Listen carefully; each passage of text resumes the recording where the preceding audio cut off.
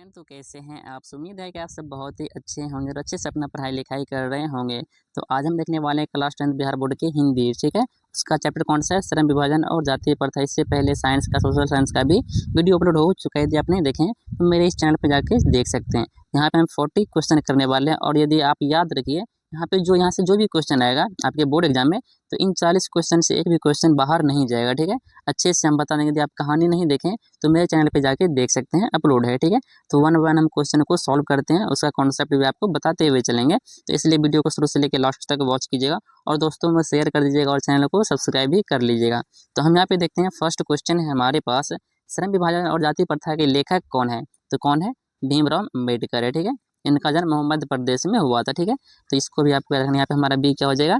Right answer हो जाएगा। तो अब हम चलते हैं किस पे? क्वेश्चन नंबर 2 पे। तो क्वेश्चन नंबर 2 इस प्रकार है हमारे पास, बोल रहा है जाति प्रथा का मुख्य आधार क्या है? तो जाति प्रथा का मुख्य आधार क्या है? तो जन्म। जन्म जब बच्चों का होता है, तभी यदि मान लीजिए कि वो नाई परिवार में जन्म लिया, तो उसका अधिकार यही दे देता है कि अब नाई परिवार में है तो बस ये नाई का ही काम करेगा, ठीक है। तो जन्म जब होता है तभी उसका क्या होता है? कार्य बांट दिया जाता है जाति प्रथा के अनुसार, ठीक है। तो अब हम चलते हैं किस पे? क्वेश्चन नंबर 3 पे। तो क्वेश्चन नंबर 3 हमारे पास, लेखक के अनुसार श्रम विभाजन कैसा होना चाहिए? तो श्रम विभाजन कैसा होना चाहिए? तो योग्यता पर आधारित होना चाहिए, ठीक है। योग्यता पर आधारित होना चाहिए। तो ऑप्शन हमारे यहाँ पे क्या हो जाएगा? बी फिर से राइट आंसर हो जाएगा। तो अब हम चलते हैं क्वेश्चन नंबर 4 पे। तो क्वेश्चन नंबर 4 है हमारे पास, जातीय प्रथा समाज को क्या बनाती है? ठीक है, जातीय प्रथा समाज को क्या बनाती है? तो विभाजित कर देती है, ठीक है। तो ऑप्शन यहाँ पे भी हमारा क्या हो जाएगा? बी राइट आंसर हो जाएगा, ठीक है। अब हम चलते हैं क्वेश्चन नंबर 5 पे। तो क्वेश्चन नंबर 5 हमारा है, जाति प्रथा में व्यक्ति का पैसा किससे तय होता है? जाति प्रथा में किससे तय होता है? यदि इसका हम आंसर चूज करें तो क्या होता है? जन्म से। जो ऊपर जो गया था वही क्वेश्चन रिपीट हुआ है, लेकिन यहाँ पे दूसरा तरीका से इसको पूछा गया, ठीक है। जब उसका जन्म होता है तभी से क्या हो जाता है? पैसा उसका तय हो जाता है, ठीक है।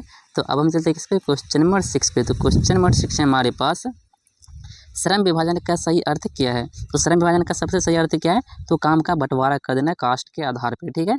मान लो कि यहाँ पे कास्ट के आधार पे तो काम का ही बंटवारा, जैसे कि मान लो नाई का काम क्या है कि वो बाल काटेगा, और भी कई ऐसी जाति हैं जो कि अलग अलग कार्य करते हैं, लेकिन ऐसा नहीं करना चाहिए, ऐसा भीमराव अम्बेडकर का कहना है, ठीक है। तो अब हम चलते हैं किस पे? क्वेश्चन नंबर 7 पे। तो क्वेश्चन नंबर 7 है हमारे पास, लेखक के अनुसार जाति प्रथा क्या है? ठीक है, जाति प्रथा क्या है? तो एक सामाजिक बुराई है, ठीक। ऑप्शन हमारा यहाँ पे क्या हो जाएगा? बी राइट आंसर हो जाएगा, सामाजिक बुराई। अब चलते हैं क्वेश्चन नंबर 8 पे। तो क्वेश्चन नंबर 8 जो है हमारे पास, इसमें बोल रहा है कि जाति प्रथा किसे रोकती है? तो किसको रोकती है? तो प्रगति को रोक देती है, ठीक है। प्रगति को रोकता है कौन? जाति प्रथा। तो अब हम चलते हैं किस पे? क्वेश्चन नंबर 9 पे। तो क्वेश्चन नंबर 9 जो हमारा है, बोल रहा है कि श्रम विभाजन का उद्देश्य क्या है? ठीक है, तो श्रम विभाजन का उद्देश्य क्या है? कि समाज को बंटवारा करना, कार्य को आसान बनाना, जाति बनाना, या फिर धन कमाना। तो यहाँ पे हमारा आंसर क्या हो जाएगा? कार्य को आसान बनाना। तो ऑप्शन किससे क्या मिल जाएगा आपको? बी राइट आंसर यहाँ पे हो जाएगा, ठीक है। तो अब हम चलते हैं किस पे? क्वेश्चन नंबर 10 पे। क्वेश्चन नंबर 10 है हमारे पास, जाति प्रथा में परिवर्तन क्यों नहीं होता है? तो जाति प्रथा में परिवर्तन क्यों नहीं होता है? तो कठोर नियम के कारण नहीं होता है। तो ऑप्शन हमारा यहाँ पे बी राइट आंसर हो जाएगा, ठीक है। तो अब हम चलते हैं क्वेश्चन नंबर किस पे? 11 पे। तो क्वेश्चन नंबर 11 है हमारे पास, लेखक के अनुसार जाति प्रथा किसे जन्म देती है? लेखक के अनुसार जो जाति प्रथा किसको जन्म देती है? तो किसको जन्म देती है? तो असमानता को जन्म देता है, ठीक है। किसको? असमानता को। तो अब हम चलते हैं क्वेश्चन नंबर 12 पे। क्वेश्चन नंबर 12 है हमारे पास, श्रम विभाजन का आधार क्या होना चाहिए? तो ऊपर देखे थे योग्यता, ठीक है। योग्यता के आधार पे क्या होना चाहिए? इसका श्रम का आधार क्या होना चाहिए? मतलब मजदूर जो करते हैं उसका आधार अपने मन से, योग्यता जिसके लायक है बस वही काम उसको करने के लिए देना चाहिए, ना कि जाति के आधार पे बांट देना चाहिए कि तुम यही काम करो। तो अब हम चलते हैं किस पे? क्वेश्चन नंबर 13 पे। क्वेश्चन नंबर 13 हमारे पास, जाति प्रथा समाज को किस दिशा में ले जाती है? ठीक है, तो पतन की दिशा में ले जाती है। तो ऑप्शन हमारे यहाँ पे बी राइट आंसर हो जाएगा। तो अब हम चलते हैं किस पे? क्वेश्चन नंबर 14 पे।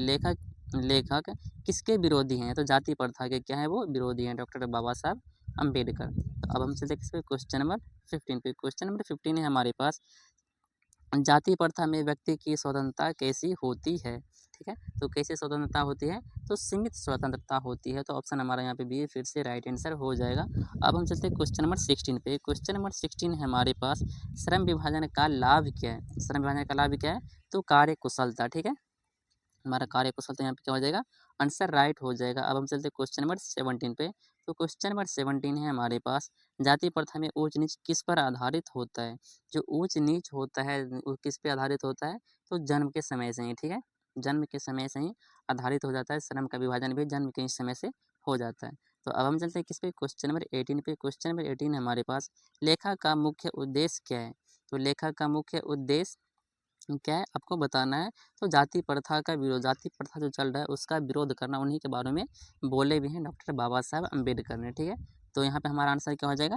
जाति प्रथा का विरोध। तो ऑप्शन क्या हो जाएगा? बी राइट हो जाएगा। तो अब हम चलते हैं किस पे, क्वेश्चन नंबर 19 पे। तो क्वेश्चन नंबर 19 हमारे पास, श्रम विभाजन से क्या बढ़ता है? तो श्रम विभाजन से सबसे ज़्यादा मतलब क्या बढ़ता है, यही आपको बताना है। तो क्या बढ़ता है? तो दक्षता बढ़ता है। ऑप्शन बी आपका क्या हो जाएगा? राइट आंसर हो जाएगा। अब हम चलते हैं क्वेश्चन नंबर 20 पे। तो क्वेश्चन नंबर 20 जो है हमारे पास बोल रहा है, जाति प्रथा समाज में क्या फैलाती है? तो जाति प्रथा समाज में क्या फैलाती है? समानता है, भेदभाव है, प्रेम है, सहयोग है। कि हम ऑप्शन के अनुसार यदि हम चलें तो यहाँ पे हमारा ऑप्शन क्या हो जाएगा? बी राइट आंसर हो जाएगा, भेदभाव, ठीक है। तो अब हम चलते हैं क्वेश्चन नंबर 21 पे। क्वेश्चन नंबर 21 हमारे पास, लेखक के अनुसार जाति जाति प्रथा किसके लिए हानिकारक है? तो हानिकारक बताना है आपको किस लिए होता है, ठीक है। तो समाज के लिए यह हानिकारक हो जाएगा, ना कि व्यक्ति के लिए, सरकार के लिए, शिक्षा के लिए ना, बल्कि समाज के लिए हो जाएगा। तो यहाँ पे हमारा क्या हो जाएगा? ऑप्शन ए राइट आंसर हो जाएगा। यहाँ पे 21 क्वेश्चन हो चुका है, बाकी हम कितने क्वेश्चन करना है? 40 क्वेश्चन करना है, 19 क्वेश्चन बचा हुआ है। तो क्वेश्चन नंबर 22 है हमारे पास, श्रम विभाजन का सही स्वरूप क्या है, ठीक है। तो योग्यता पर आधारित होना चाहिए, ऐसा बाबा साहब अम्बेडकर बोलते हैं कि योग्यता पर आधारित होना चाहिए। योग्यता मतलब होता है कि जिसके वो लायक है ना, उसी पे आधारित होना चाहिए, ठीक है। उसका जिस चीज़ में इंटरेस्ट है उस वही उसको काम करने के लिए देना चाहिए। तो अब यहाँ पे सॉरी, यहाँ पे आंसर हमारा क्या हो जाएगा? ऑप्शन बी, योग्यता पे आधारित। तो अब हम चलते हैं किस पे, क्वेश्चन नंबर 23 पे। 23 क्वेश्चन है, जाति प्रथा में व्यक्ति क्या नहीं कर सकता है?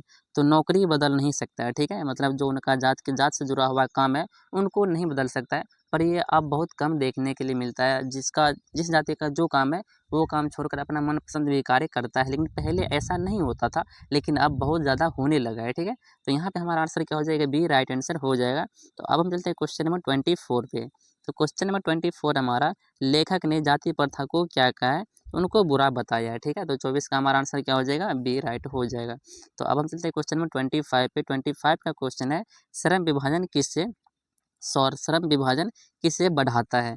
तो श्रम विभाजन जो है किससे बढ़ाता है? तो यहाँ पे हमारा आंसर हो जाएगा कार्य कुशलता, ठीक है। ऑप्शन बी फिर से हमारा राइट आंसर हो जाएगा। अब हम चलते हैं क्वेश्चन नंबर 26 पे।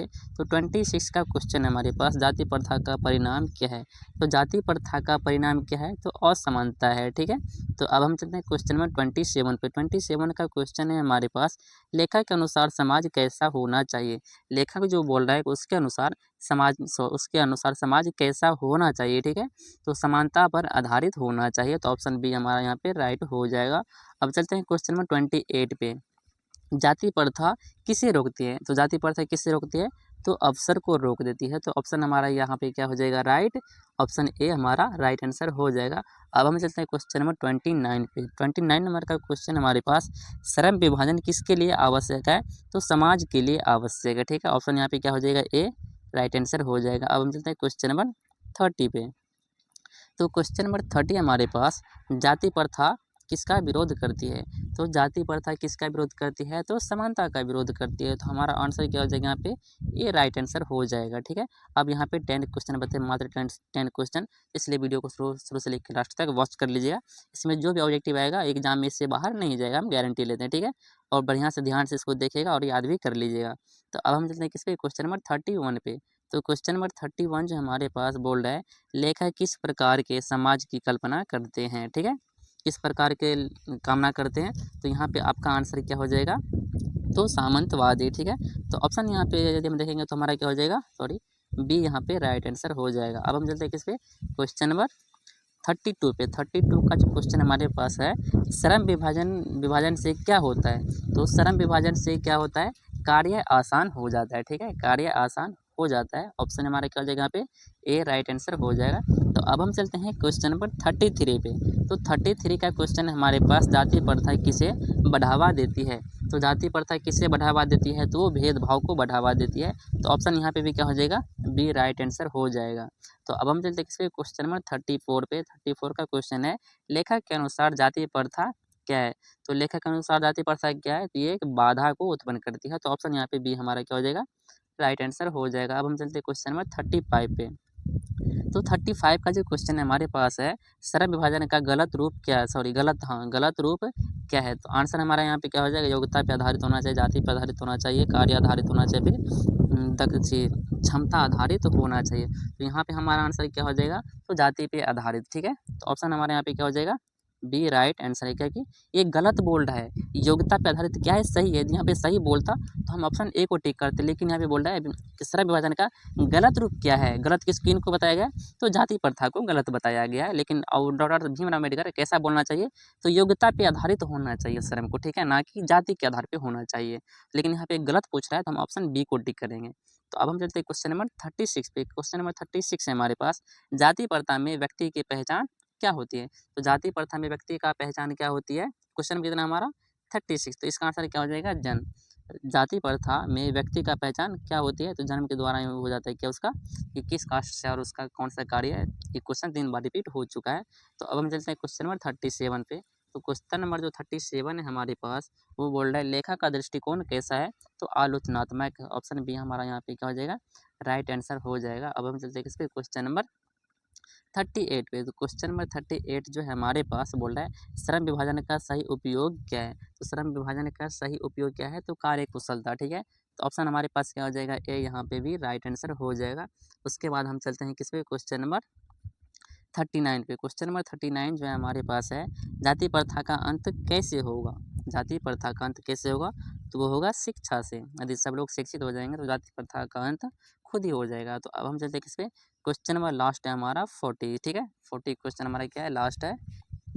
इसमें बोल रहा है कि लेखक लेखक किसका समर्थन करते हैं। ठीक है, तो जाति प्रथा का समर्थन करते हैं, या फिर समानता का, या फिर भेदभाव का, या ऊंच नीच का। तो लेखक किसका समर्थन करते हैं, तो वो समानता का समर्थन करते हैं। ठीक है, तो यहाँ पे हमारा आंसर क्या हो जाएगा, ऑप्शन बी यहाँ पे राइट हो जाएगा। ठीक है, अकॉर्डिंग टू ऑप्शन।